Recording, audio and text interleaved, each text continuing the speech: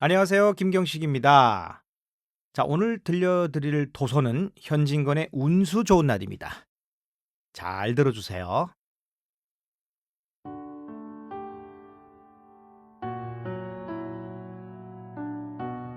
현진건의 운수 좋은 날.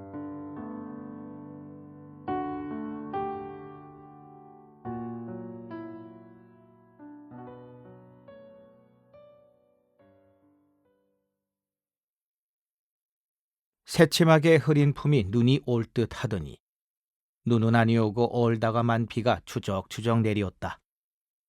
이날이야말로 동서문 안에서 인력 걷고 노릇을 하는 김첨지에게는 오래간만에도 닥친 운수 좋은 날이었다.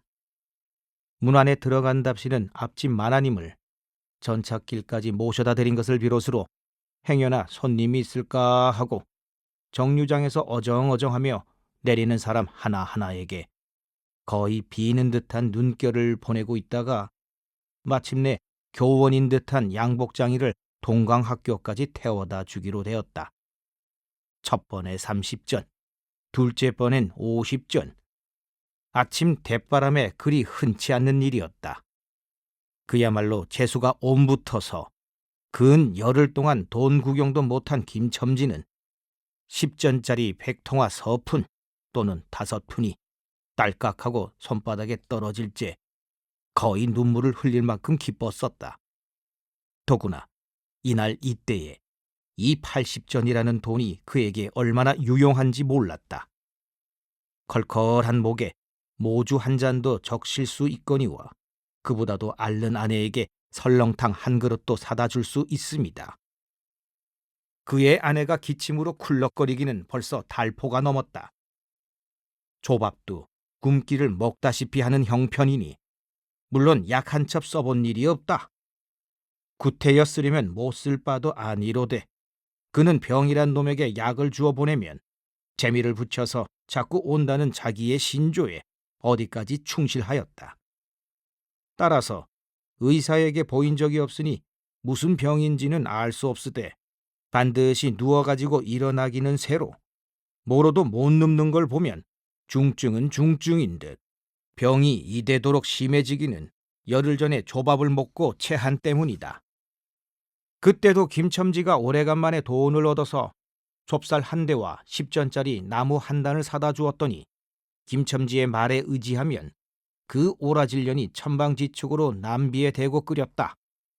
마음은 급하고 불길은 닿지 않아 채 익지도 않은 것을 그 오라질년이 숟가락은 고만두고 손으로 움켜서 뒷밤에 주먹덩이 같은 혹이 붉어지도록 누가 빼앗을 듯이 처박질하더니만 그날 저녁부터 가슴이 당긴다.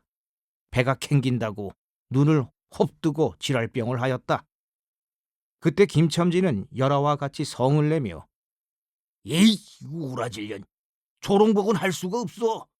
못 먹어 병 먹어서 병 어쩌란 말이야. 왜 눈을 바로 뜨지 못해? 하고 김첨지는 알른이의 뺨을 한 번 후려 갈겼다.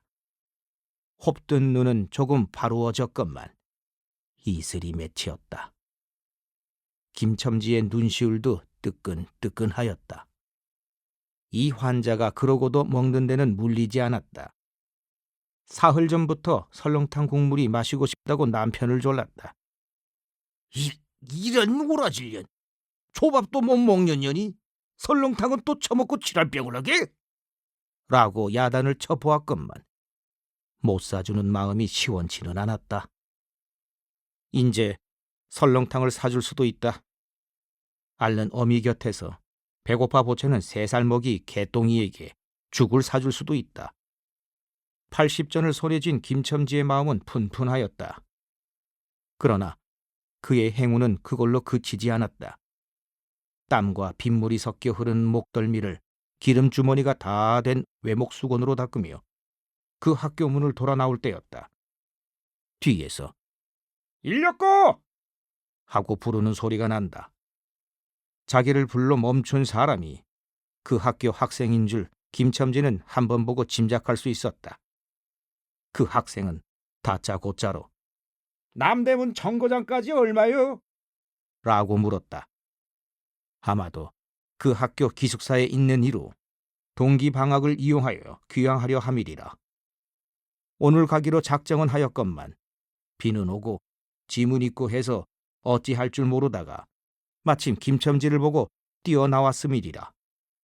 그렇지 않으면 왜 구두를 채 신지 못해서 질질 끌고 비록 고구라 양복일 망정 노박이로 비를 맞으며 김첨지를 뒤쫓아 나왔으랴. 남대문 정거장까지 말씀입니까? 하고 김첨지는 잠깐 주저하였다. 그는 이 우중에 우장도 없이 그 먼 곳을 철벅거리고 가기가 싫었음일까? 처음 것, 둘째 것으로 그만 만족하였음일까? 아니다. 결코 아니다. 이상하게도 꼬리를 맞물고 덤비는 이 행운 앞에 조금 겁이 났습니다. 그리고 집을 나올 때 아내의 부탁이 마음에 캥기었다. 앞집 마나님한테서 부르러 왔을 때 병이는 그 뼈만 남은 얼굴에 유일의 생물 같은 유달리 크고 움푹한 눈에 애걸하는 빛을 띄우며 오늘은 나가지 말아요. 제발 덕분에 집에 붙어 있어요. 내가 이렇게 아픈데. 라고 모기 소리같이 중얼거리고 숨을 걸그렁걸그렁 하였다. 그때에 김첨지는 대수롭지 않은 듯이 아따, 이거 젠장 맞을년 별 빌어먹을 소리를 다 하네.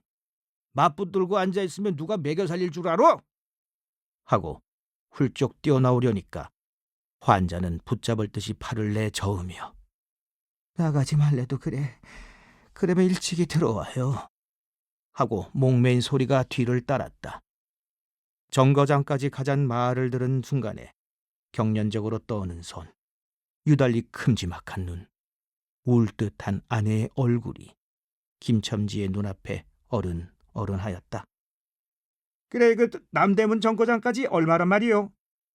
하고 학생은 초조한 듯이 인력거꾼의 얼굴을 바라보며 혼잣말같이 인천차가 11점에 있고 그 다음에는 새로 2점이든가 라고 중얼거린다. 이런 50점만 주십시오. 이 말이 저도 모를 사이에 불쑥 김첨지의 입에서 떨어졌다. 제 입으로 부르고도 스스로 그 엄청난 돈 액수에 놀래었다. 한꺼번에 이런 금액을 불러라도 본 지가 그 얼마만인가. 그러자 그 돈 벌 용기가 병자에 대한 염려를 사르고 말았다. 설마 오늘 내로 어떠랴 싶었다. 무슨 일이 있더라도 제1, 제2의 행운을 곱친 것보다도 오히려 갑절이 많은 이 행운을 놓칠 수 없다 하였다. 이런 50전은 너무 과한데요. 이런 말을 하며 학생은 고개를 기웃하였다. 아니옵시다. 이게 이수로 치면 여기서 거기가 시오리가 넘는답니다. 또 이런 진날은 좀 더 주셔야지요. 하고 빙글빙글 웃는 차부의 얼굴에는 숨길 수 없는 기쁨이 넘쳐 흘렀다. 그러면 달라는 대로 줄 테니 빨리 가요. 관대한 어린 손님은 그런 말을 남기고 총총히 옷도 입고 짐도 챙기러 갈 대로 갔다. 그 학생을 태우고 나선 김첨지의 다리는 이상하게 거뿐하였다. 다름질을 한다는 이보다 거의 나는 듯하였다. 바퀴도 어떻게 속히 도는지 군다는 이보다 마치 얼음을 지쳐나가는 스케이트 모양으로 미끄러져 가는 듯하였다. 얼은 땅에 비가 내려 미끄럽기도 하였지만 이윽고 끄는 이의 다리는 무거워졌다. 자기 집 가까이 다다른 까닭이다. 새삼스러운 염려가 그의 가슴을 눌렀다. 오늘은 나가지 말아요. 내가 이렇게 아픈데. 이런 말이 잉잉 그의 귀에 울렸다. 그리고 병자의 움쑥 들어간 눈이 원망하듯이 자기를 노리는 듯 하였다. 그러자 엉엉하고 우는 개똥이의 곡성을 들은 듯 싶다. 딸꾹, 딸꾹하고 숨 모으는 소리도 나는 듯 싶다. 왜 이루? 귀차 놓치겠구먼. 하고 탄이의 초조한 부르짖음이 간신히 그의 귀에 들어왔다. 언뜻 깨달으니 김첨지는 인력거를 쥔 채 길 한복판에 엉거주춤 멈춰있지 않은가? 예.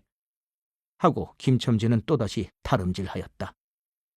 집이 차차 멀어갈수록 김첨지의 걸음에는 다시금 신이 나기 시작하였다. 다리를 제게 놀려야만 쉴 새 없이 자기의 머리에 떠오르는 모든 근심과 걱정을 잊을 듯이. 정거장까지 끌어다주고 그 깜짝 놀란 1원 50전을 정말 제 손에 쥐매 제 말 맞다나 10리나 되는 길을 비를 맞아가며 질퍽거리고 온 생각은 아니하고 거저나 얻은 듯이 고마웠다. 졸분하된 듯이 기뻤다. 제 자식뻘밖에 안 되는 어린 손님에게 몇 번 허리를 굽히며 안녕히 다녀오십시오. 라고 깍듯이 재우쳤다. 그러나 빈 인력거를 털털거리며 이 우중에 돌아갈 일이 꿈밖이었다. 노동으로 하여 흐른 땀이 식어지자 굶주린 창자에서 물 흐르는 옷에서 어슬어슬 한기가 솟아나기 비롯하며 이런 50전이란 돈이 얼마나 괜찮고 괴로운 것인 줄 절절히 느끼었다. 정거장을 떠나는 그의 발길은 힘 하나 없었다. 온몸이 옹송그려지며 당장 그 자리에 엎어져 못 일어날 것 같았다. 이 젠장 맞을 것. 이 비를 맞으며 빈 인력거를 털털거리고 돌아를 간담. 이런 빌어먹을. 제 할미를 붙을 비가 왜 남의 상판을 딱딱 때려? 그는 몹시 화증을 내며 누구에게 반항이나 하는 듯이 개걸거렸다. 그럴 즈음에 그의 머리엔 또 새로운 광명이 비쳤나니 그것은 이러고 갈 게 아니라 이 근처를 빙빙 돌며 차오기를 기다리면 또 손님을 태우게 될지도 몰라? 라는 생각이었다. 오늘 운수가 괴상하게도 좋으니까 그런 요행이 또 한 번 없으리라고 누가 보증하랴. 꼬리를 굴리는 행운이 꼭 자기를 기다리고 있다고 내기를 해도 좋을 만한 믿음을 얻게 되었다. 그렇다고 정거장 인력거꾼의 등살이 무서우니 정거장 앞에 섰을 수는 없었다. 그래, 그는 이전에도 여러 번 해본 일이라 바로 정거장 앞 전차 정류장에서 조금 떨어지게 사람 다니는 길과 전차길 틈에 인력거를 세워놓고 자기는 그 근처를 빙빙 돌며 형세를 관망하기로 하였다. 얼마 만에 기차는 왔고 수십 명이나 되는 손이 정류장으로 쏟아져 나왔다. 그 중에서 손님을 물색하는 김첨지의 눈엔 양머리에 뒤축 높은 구두를 신고 망토까지 두른 귀생 퇴물인 듯 남봉 여학생인 듯한 여편네 모양이 띄었다. 그는 슬근슬근 그 여자 곁으로 다가들었다. 아씨, 인력거 아니 탑실합시오? 그 여학생인지 뭔지가 한참은 매우 텟가를 빼며 입술을 꼭 다문 채 김첨지를 거들떠보지도 않았다. 김첨지는 구걸하는 거지나 무엇같이 연애연방 그의 기색을 살피며 아씨, 정거장 애들보다 아주 싸게 모셔다 드리겠습니다. 댁이 어디신가요? 하고 추근추근하게도 그 여자의 들고 있는 일본식 버들고리짝에 제 손을 대었다. 왜 이래, 남 귀찮게? 소리를 병력같이 지르고는 돌아선다.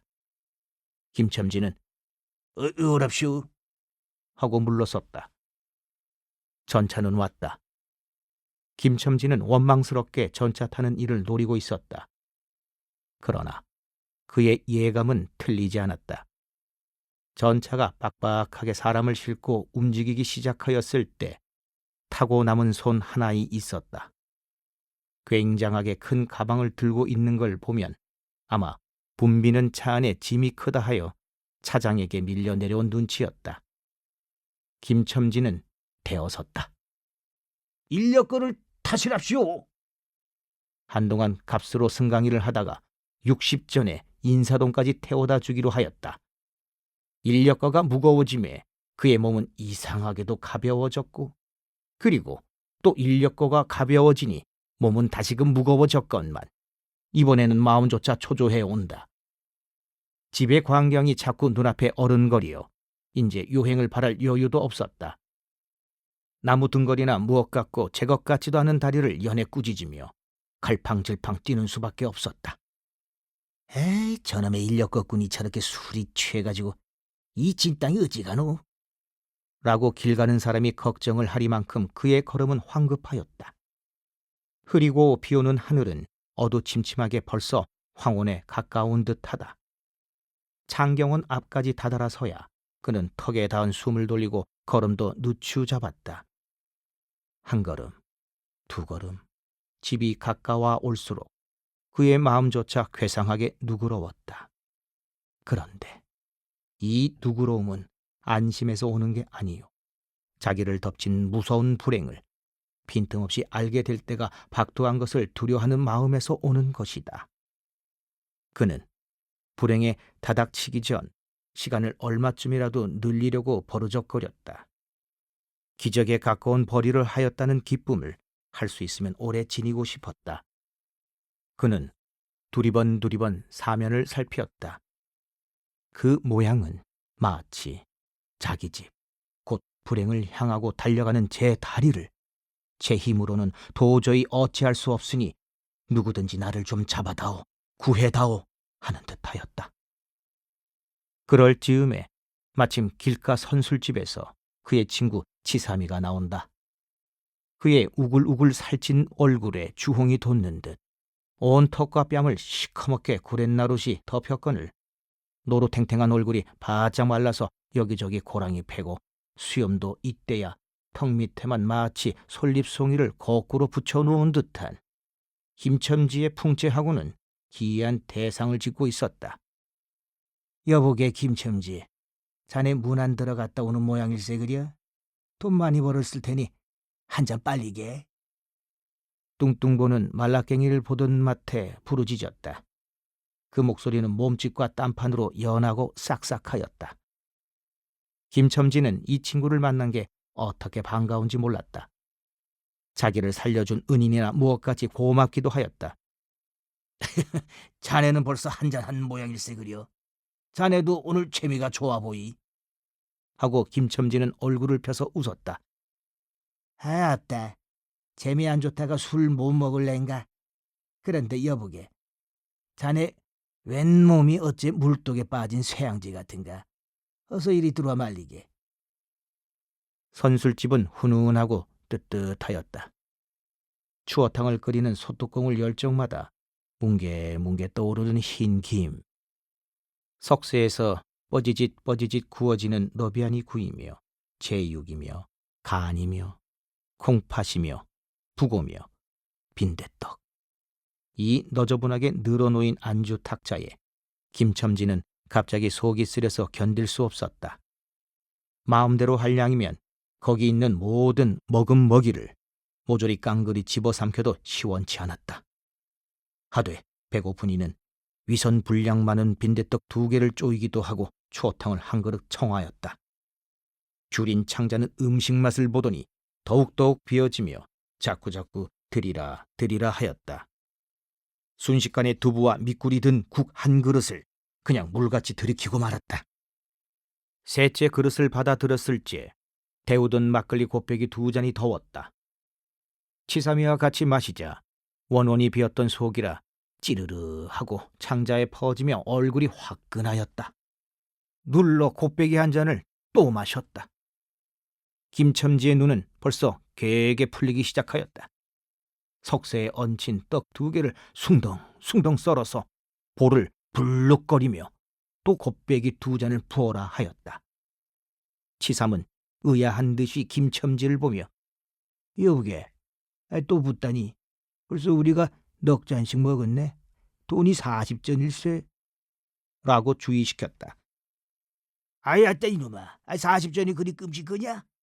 오늘 내가 돈을 막 벌었어. 참 오늘 운수가 좋았느니. 그래, 얼마를 벌었단 말인가? 30원을 벌었어, 30원을. 이런 젠장맞을 이 술을 왜 안 부? 이 괜찮다. 막 먹어도 상관이 없어. 오늘 돈 산더미같이 불었는데. 이 사람 취했군. 그만두세.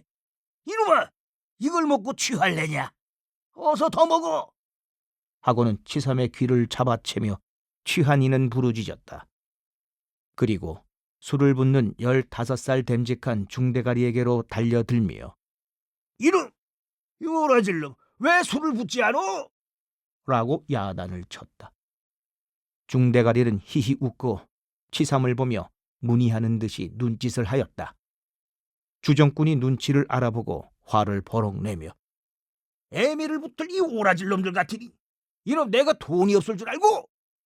하자마자 허리춤을 훔칫훔칫 하더니 1원짜리 한 장을 꺼내어 중대가리 앞에 펄쩍 집어 던졌다. 그 사품에 몇 푼 은전이 잘그랑하며 떨어진다. 여보게, 돈 떨어졌네. 왜 돈을 맡기었나? 이런 말을 하며 일변 돈을 줍는다.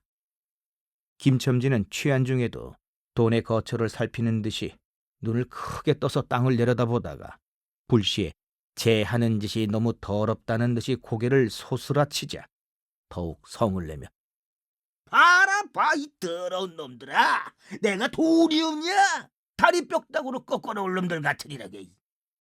하고 치삼이 주어주는 돈을 받아 이 왼수의 돈, 이 육신의 돈. 하면서 풀매질을 친다. 벽에 맞아 떨어진 돈은 다시 술 끓이는 양푼에 떨어지며 정당한 매를 맞는다는 듯이 쨍하고 울었다. 곱배기 2잔은 또 부어질 겨를도 없이 말려가고 말았다. 김첨지는 입술과 수염에 붙은 술을 빨아들이고 나서 매우 만족한 듯이 그 솔잎송이 수염을 쓰다듬으며 또 부어, 또 부어.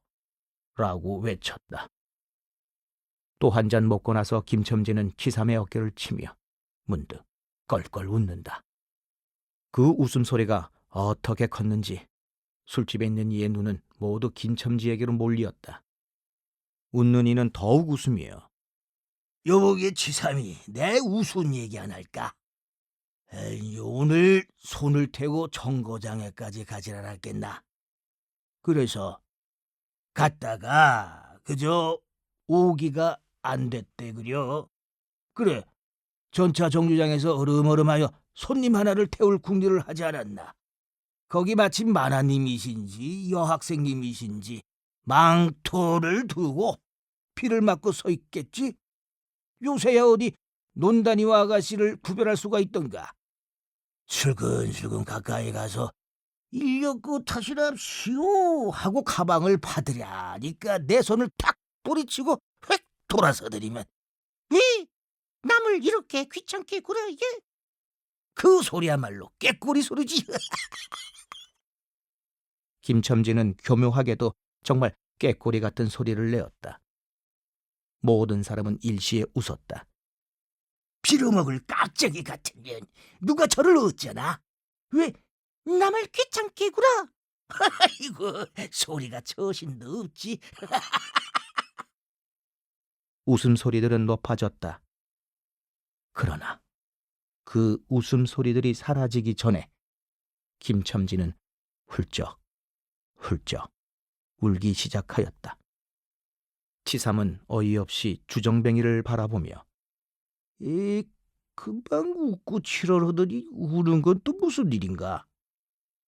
김첨지는 연에 코를 들여마시며 우리 마누라가 죽었다네. 뭐? 마누라가 죽다니? 언제? 이놈아, 언제는 오늘이지. 애끼 미친놈이 거짓말 말어? 거짓말은 왜 이마 참말로 죽었어? 참말로 이 마누라 시체를 집어 뻗들쳐놓고 내가 술 먹어야 이게 내가 죽일 놈이야. 하고 김첨지는 엉엉 소리를 내어 운다. 치삼은 흥이 조금 깨어지는 얼굴로 웬 이 사람이 이게 참말을 하나 거짓말을 하나. 그러면 집으로 가세. 가. 하고 우는 이의 팔을 잡아당기었다. 치삼의 끈을 손을 뿌리치더니 김첨지는 눈물이 글썽글썽한 눈으로 싱그레 웃는다. 죽기는 누가 죽어? 하고 득이가 양양. 죽기는 왜 죽어? 생때같이 살아만단다. 그 오라질년이 밥을 죽이지 인제 나한테 속았다. 하고 어린애 모양으로 손뼉을 치며 웃는다. 이 사람이 정말 미쳤단 말인가? 나도 아주머니가 앓는단 말은 들었는데 하고 치삼이도 어느 불안을 느끼는 듯이 김첨지에게 또 돌아가라고 권하였다. 안 죽었어? 안 죽었대도 그래. 김첨지는 화증을 내며 확신 있게 소리를 질렀으되 그 소리엔 안 죽은 것을 믿으려고 애쓰는 가락이 있었다. 기어이 일어너치를 채워서 곱빼기 한 잔씩 더 먹고 나왔다. 굳은 비는 의연히 추적추적 내린다. 김첨지는 취중에도 설렁탕을 사가지고 집에 다다랐다. 집이라 해도 물론 셋집이요. 또 집 전체를 세든 게 아니라 안과 뚝 떨어진 행랑방 한간을 빌려든 것인데 물을 길러대고 한 달에 1원씩 내는 터이다. 만일 김첨지가 주기를 띄지 않았던들 한 발을 대문에 들여놓았을째 그곳을 지배하는 무시무시한 정적. 굴룩거리는 기침 소리도 들을 수 없다. 그르렁거리는 숨소리조차 들을 수 없다. 폭풍우가 지나간 뒤의 바다 같은 정적에 다리가 떨렸으리라.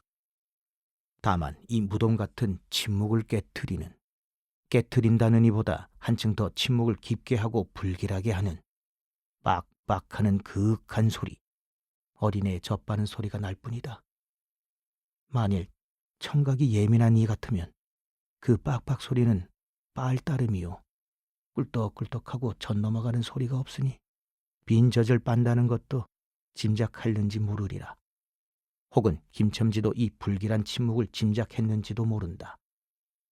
그렇지 않으면 대문에 들어서자마자 전에 없이 이 단장 맞으려니 남편이 들어오는데 나와보지도 않아? 이 오라질년. 이라고 고함친 게 수상하다. 이 고함이야말로 제 몸을 엄습해오는 무시무시한 증을 쫓아버리려는 허장성세인 까닭이다. 하여간 김첨지는 방문을 왈칵 열었다.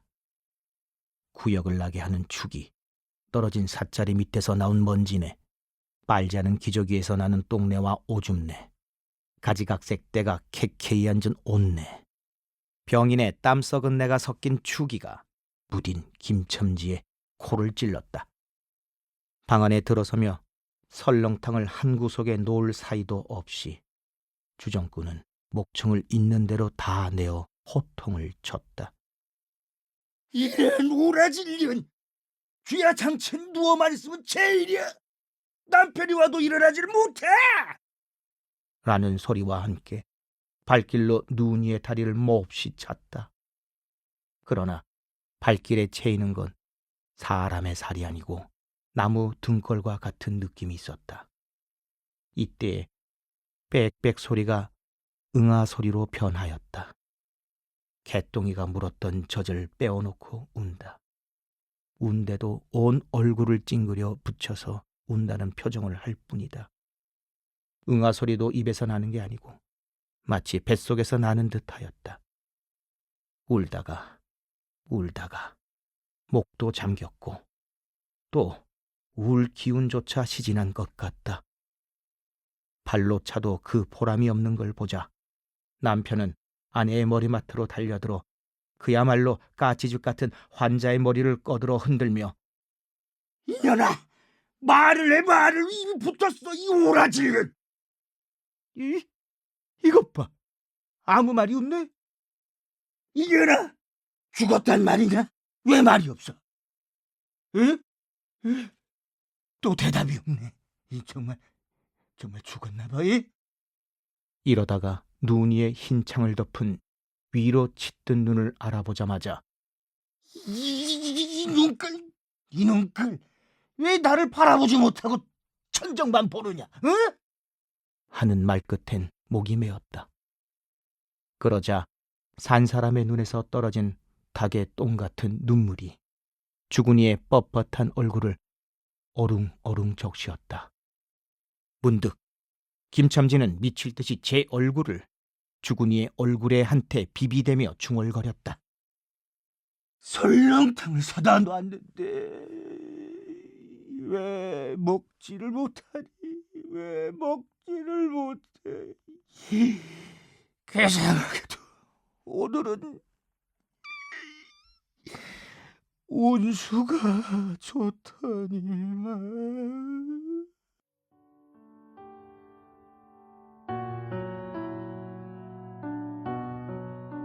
사단법인 올제 제작, 낭독 김경식, 저자 현진건.